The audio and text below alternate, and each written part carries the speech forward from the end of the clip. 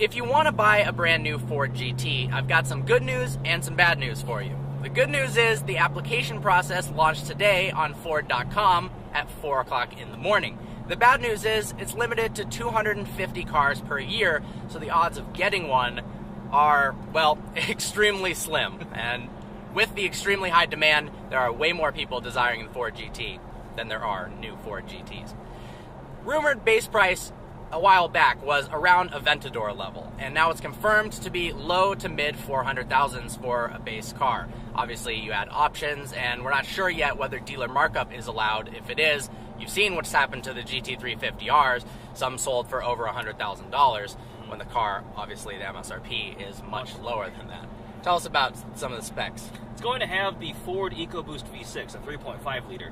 Now, this annoyed some people because they wanted a V8, but it's a good idea because this engine has been tested in the Ford GT Le Mans prototype car, and it definitely is not the same 3.5 EcoBoost you'll find in your Taurus show. Rumored to have over 600 horsepower, one of the best power-to-weight ratios of any car on the road, and it's going to be extremely fast. A lot of carbon fiber usage, and it's got a lot of active aero, all designed to be functional, and it's got butterfly doors, which is going to be awesome. We went online to the Ford website to actually fill the application out, so we knew exactly what it's all about. It's a series of questions that takes about 10 minutes long to complete, minus one aspect that we'll talk about a little later.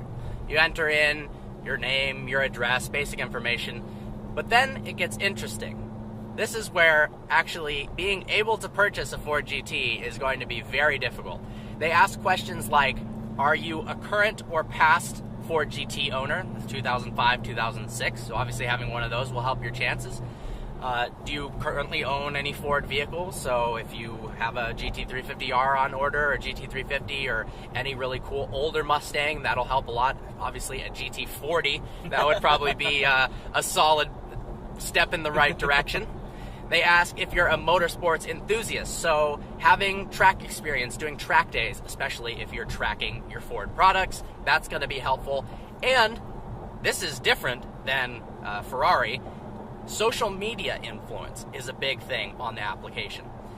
They want people who are going to positively represent the Ford brand and advertise the car for them, basically for free.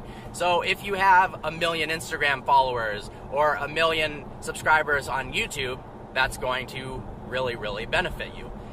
Most likely, the key component to this application is a 60-second video that Ford asks you to make that says, why would you be a good Ford GT owner? Has to be less than 60 seconds long. They say they don't want any theatrics. It's an actual, genuine question. Why would you be a good Ford GT owner?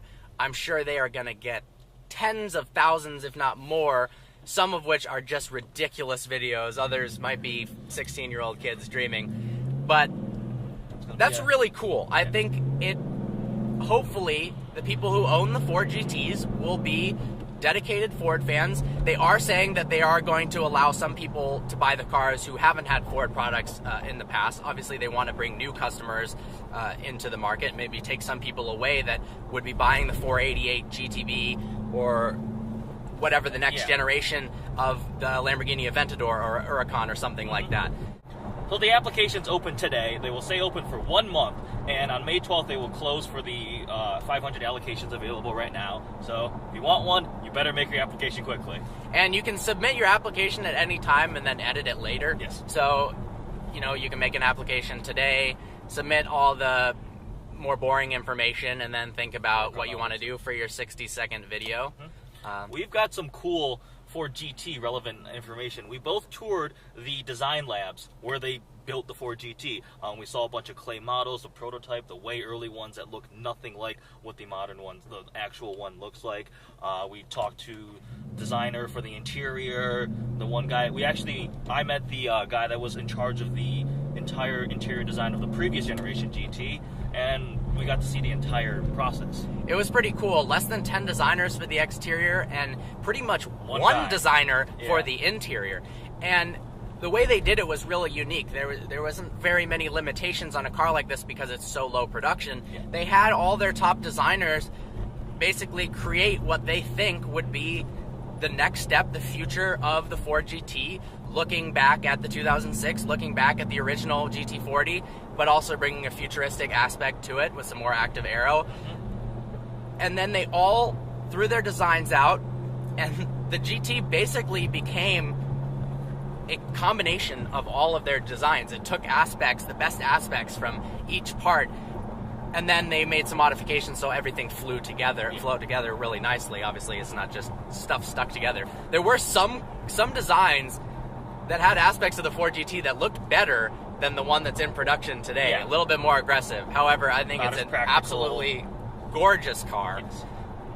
And it sounds good too. We've heard them in person. People are worried about the EcoBoost not sounding as good as the supercharged V8. It still sounds awesome. Well, honestly, like we said before, the person who has the best shot is someone who has crazy social media following, who's owned a bunch of Ford products, who currently owns a Ford GT, who's put a lot of miles on their Ford GT. They don't want these cars going to collectors who are going to buy. I mean, I'm pretty positive this car is going to go up in value after the second you buy it. So they're trying to eliminate people from buying a Ford GT, throwing it in a collection, selling it, whether it's in 2 weeks to get a crazy premium for the people who couldn't buy one, or 5 years and keeping 12 miles on it. Like some of the older Ford GTs, you see them up for sale with 90 miles on it. For heritage ones, $600,000 plus. Yes. They want them on the road driven. That's part of the reason why they don't have the GT350R carbon wheels, is so it's a little bit more comfortable on a daily driver basis. But that's some information on how to purchase the Ford GT. Good luck. Me and Eddie don't have a chance. Nope. We don't really have the money either, so that's not happening. I wish, though. Good luck. Thanks for watching this video. Like always, please browse our channel and subscribe. Look forward to seeing you next video.